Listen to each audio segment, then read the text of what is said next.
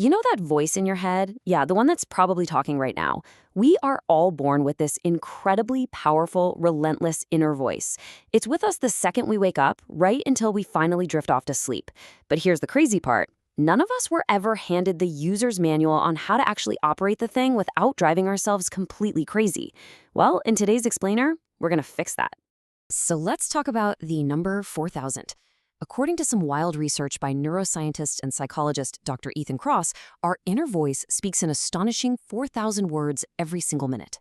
I mean, just pause and think about that sheer volume of information, constantly pinging around inside your skull.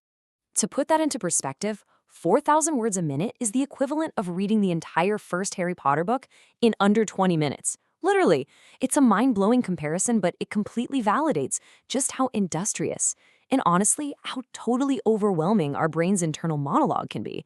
Now, we aren't always thinking in full sentences, right? Sometimes it's just dense, meaning-packed sound bites that bombard us all day long. So here's the game plan for this explainer. First, we'll meet your inner voice. Second, we'll see what happens when self-talk turns into chatter. Third, we'll build out your custom mental toolkit. And finally, we'll explore how your environment and social support fit into the picture. Let's dive in. Section 1, meet your inner voice. Because despite what you might think when you're stressed, having one is perfectly 100% normal. We actually evolved this capacity for internal dialogue for a really good reason. You can basically think of this inner voice as your brain's Swiss Army knife. It serves 4 massive vital functions. First up, verbal working memory. This is how you remember a phone number or a grocery list by silently repeating it to yourself over and over. Second is simulating and planning, like when you silently rehearse a big presentation in your head before stepping on stage. Third, controlling and motivating. This is the voice that either drags you out of bed for a 6 a.m. workout or, convinces you to hit the snooze button. And fourth, meaning making. When life throws a major curveball, our inner voice helps us craft a narrative to actually understand who we are and what we're going through. It's an incredibly invaluable tool.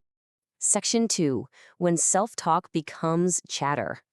So what exactly happens when this amazing superpower misfires? Well, that brings us to chatter. Chatter is basically the dark side of your inner voice. It's characterized by those looping, repetitive thoughts. You know the ones. It's the endless rumination about an embarrassing mistake you made 5 years ago, the anxiety and what-ifs about the future, or just that harsh inner critic tearing you down in the present moment. This is vastly different from healthy self-talk. It's an exhausting loop that creates serious friction in our relationships and just completely ruins our focus. And the biological cost of this chatter is staggering. It acts exactly like a giant sponge, physically soaking up all the limited attentional resources in your prefrontal cortex, which is the front part of your brain. Have you ever tried to read a book about worrying about an argument and suddenly you realize you've read the same exact page 3 times without absorbing a single word? Yeah, that is chatter draining your brain. It leaves literally nothing left over for you to be present in a conversation or even just do your daily tasks. Section 3, your mental toolkit. It's time to build up that emotional fitness. Just like physical fitness requires trying different machines at the gym to see what works for your body, emotional fitness requires learning how to use different mental tools. Let's start with a really fascinating concept called Solomon's paradox. It's named after the biblical king Solomon, who is famous for his incredible wisdom but honestly made terrible personal decisions. It's the psychological phenomenon where we are significantly better at giving advice to others than taking it ourselves. It perfectly explains why we can effortlessly and compassionately coach our best friends through a crisis, but we absolutely mercilessly criticize ourselves for making the exact same mistakes. So, to hack Solomon's paradox, we use a tool called distanced self-talk.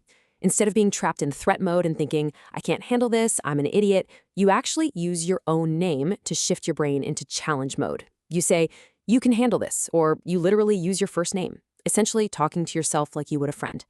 By doing this, you automatically put guardrails on your spiraling thoughts. Fun fact, the beloved television host Mr. Rogers used this exact technique in his private journals to calm his own severe self-doubt. How cool is that? Next up in the toolkit is mental time travel. When you're stuck in chatter, the current problem feels entirely permanent and all-consuming. But you can use your mind to zoom out. You can travel to the future and ask yourself, how am I going to feel about this in 10 years? Suddenly, that terrible presentation doesn't seem like the end of the world. Or you can travel to the past. Dr. Cross often thinks of his grandmother surviving monumental hardships during World War II. Comparing your current everyday stress to the immense struggles your ancestors survived instantly shrinks your problem down and gives you immediate perspective. But look, just knowing these tools isn't enough if you completely forget to use them in the heat of the moment. That's where the WOOP framework comes in. It stands for wish, outcome, obstacle, and plan. You identify your wish, like calming your chatter. You visualize the positive outcome.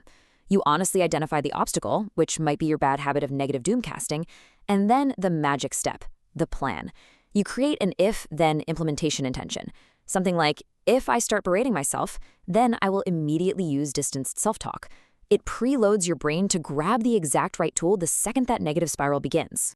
Section 4. Environment and social support. Let's look at how to change the outside to fix the inside. Because sometimes the absolute best way to fix what's happening in your head is to just change your surroundings. Have you ever noticed that when you're incredibly stressed out, you suddenly have this overwhelming urge to clean out the kitchen junk drawer or organize your entire desk? Well, there is a deep scientific reason for that, and it's called compensatory control. When we experience chatter, we feel like our mind is totally out of control. By imposing order on our physical environment, by tidying up, doing the dishes, or making a meticulous to-do list, we are performing a ritualistic behavior that actually compensates for that internal chaos. We are literally cleaning our way back to a sense of control. Another wildly powerful environmental tool is stepping into nature to trigger the emotion of awe. Awe happens when we find ourselves in the presence of something vast and indescribable, like a towering ancient tree or a beautiful moonrise. When you take a simple walk in green space, nature gently captivates your attention. It forces this shrinking of the self. When you're contemplating the absolute vastness of the universe, the feeling of your own heavy existential problems magically shrinks down to a much more manageable size. We can also bring other people into our healing process, but we have to be super careful here. To be a true chatter advisor for a friend, or to find one for yourself, you must follow a strict 2-step process. Step 1, listen and empathize. Connect with them emotionally first. Step 2, advise and broaden their perspective. The real danger is doing only one of these. If you instantly offer a fix without listening, well, you come off as a total jerk. Actually, scratch that. It's more like you just make them feel entirely unheard. But if you only listen without offering perspective, you both get trapped in an endless loop of co-rumination, where the problem just gets deeper and deeper. But what if someone clearly needs help and they haven't actually asked for it? If you just volunteer unsolicited advice, people usually get highly defensive. Enter your secret weapon, invisible support. This is how you help someone without shining a giant spotlight on the fact that you're helping them. You could order food for a stressed-out colleague so they don't even have to think about lunch. You could casually recommend a helpful book or explainer in a massive group chat rather than targeting it directly at them. Or simply offer an affectionate, non-creepy touch, like a warm hug or a quick fist bump, which automatically releases stress-fighting chemicals in their brain. So which tool are you going to pack in your emotional toolkit today? We've covered distant self-talk, mental time travel, the WOOP framework, compensatory control, green space, and invisible support. I challenge you to stop agonizing over the fact that your inner voice simply exists and instead start experimenting with these tools right now. Test them out, mix and match them, see what naturally works for you.